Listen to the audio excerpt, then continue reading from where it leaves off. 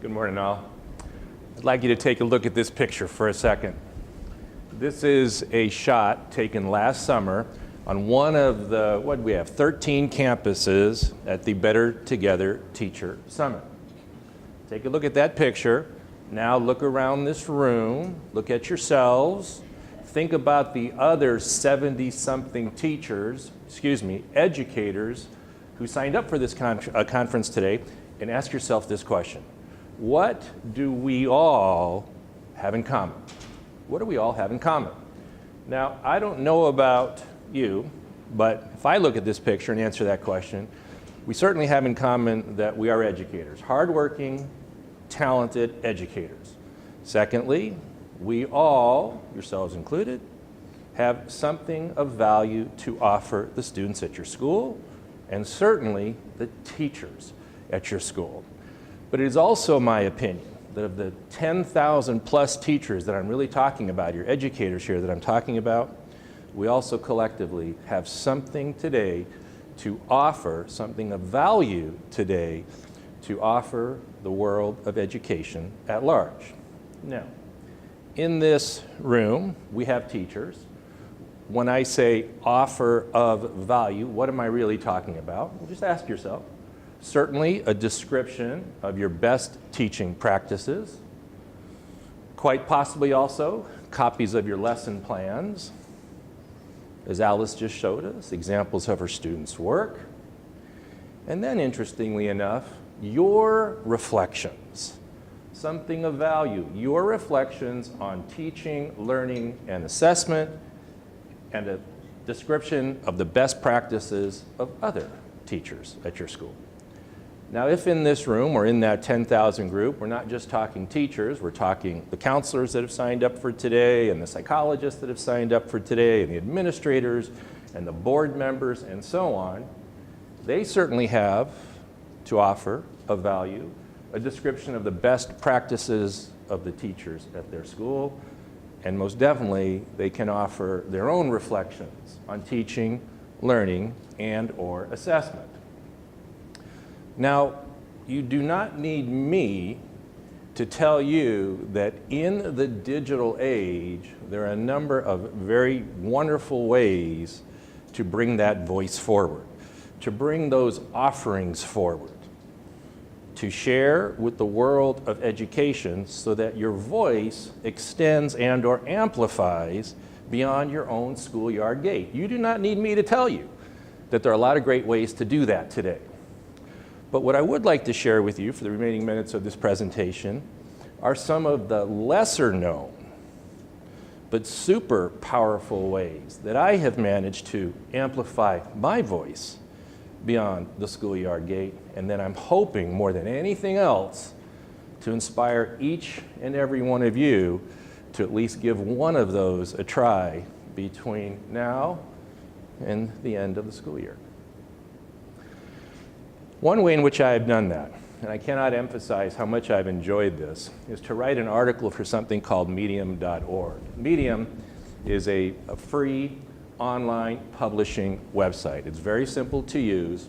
What is Medium? You write, you post. It's not any more complicated than that. Somewhere in the realm of 500 to 1,000 words, a title, a subtitle, a header image, a headshot, and a brief biographical sketch. Here are just some of the articles, titles, you can see how it looks, that I've written. It's almost like a hobby for me. Wonderful opportunity to highlight a presentation that one of my students gave one year honoring the memory of a World War II vet. An interview with Alex Caggiatani, who is going to be the keynote speaker at this year's League of Middle School Teacher Conference. I like Cahoots. I even wear a Cahoots sweater on occasion. They came out with an update. I thought that update was such a wonderful improvement to the product. I had to write about it, 2 to 4 minute read. And I'm also a real big fan of something called Poll Everywhere. If you haven't given that a shot, every teacher should. It can go into every single classroom. The other fun thing about Medium is that they provide you with some indication of who's reading what you put up there. And it's a very interesting thing. Like I said, it's almost like my sketch pad. But every single day, without promoting, without encouraging people to read, someone somewhere seems to take a look at the voice that I have to offer. Another great way for you to get your voice out, your offerings out, is to write for KQEDs in the classroom. KQED is a Bay Area, San Francisco Bay Area PBS affiliate, third largest in the country. In the classroom, KQED created about 3 years ago. In the classroom consists of articles for teachers, by teachers, describing how teachers integrate technology, digital media, into their curriculum. So they hired me a few years back to be the coordinating editor for this website. In other words, my job is to come to you, encourage you to tell your story, to amplify your voice. Have you in any way sought to integrate tech and digital media into your curriculum?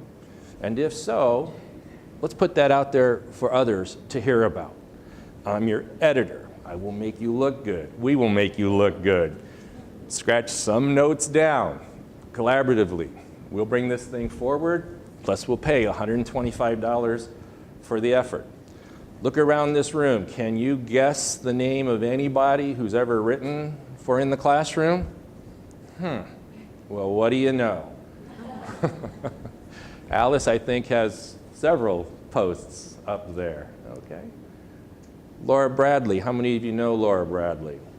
Start the year right by learning more than your student's name. Laura is this year's PBS Digital Innovator, exactly what Alice received 4 years ago, and a good friend of mine. Mariana Garcia, Serrato, One for Science. And my good friend Scott Petrie writing about how he incorporates Flipgrid into the high school U.S. history curriculum. Do not think that your story is not worth sharing because you are doing something that isn't super successful. We will even take epic fails. Why? Because we believe that this is the point in history where this information coming forward is benefit to all of us. And Amy Rosenstein, for those of you who are elementary school teachers, video conferencing magic in the elementary school classroom, a great read. If I was an elementary school teacher, I would give this a go in a heartbeat. So other than writing for Medium, other than writing for In the Classroom, here are a number of other different ways. If you are interested in amplifying your voice, something called PBS Teachers Lounge, similar to KQED In the Classroom, but it allows you to write for many other things than just tech and digital media.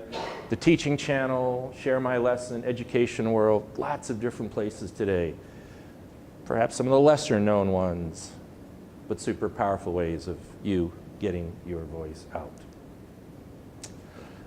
I'm a big fan of the TED Ed lesson. So for those of you who want to take it to a completely another level, you've been teaching. I am sure if you think about it, there's some lesson that you have where you say, that's a good one. I wouldn't mind sharing this one. TED Ed, the website, consists of 3 to 5 minute animated videos. These videos focus on a number of different topics, our lesson. And if you wish to have TED turn your lesson into one of these videos, you just go to their website and you apply. If they accept your application, they will help you. So TED Ed lessons created by a teacher in collaboration with really talented folks at TED Ed and an insanely talented animator and voiceover actor. I refer to TED Ed lessons when produced by other teachers as bite-sized, super nutritious learning snacks. Here is a recent TED Ed lesson produced by a high school marine biology teacher. True, many of these are for middle school and high school, but if you're an elementary school teacher and you wish to go down this path, contact me. I have some ideas for you. Here's another one, just came out recently, became very popular. Can you guess what class that was designed for? Not too hard, right? Not being a math guy, but there it is. And another very popular one, the TED Ed lesson. And there's one that I produced 2 years ago.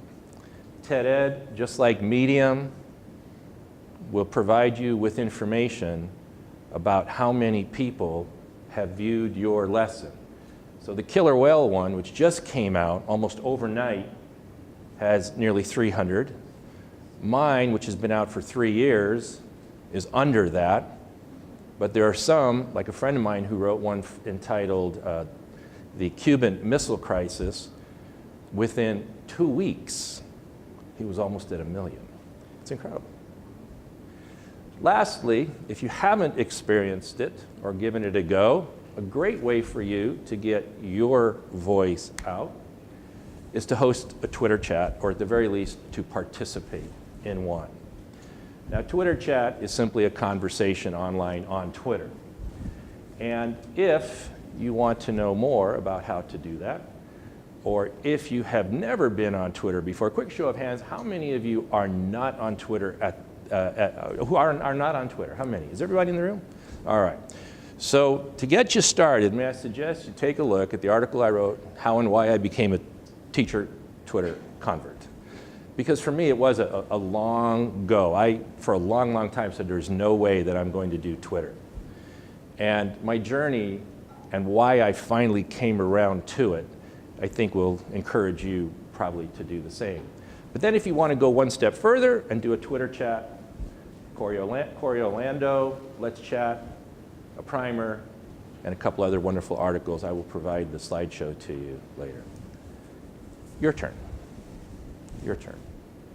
Just for a second, assume that you are required to write a 750-word article for Medium, or that you're required to create a TED lesson, or that you're required to host a Twitter chat. How would you entitle that? What would the topic of that be? Just think that through just for a second.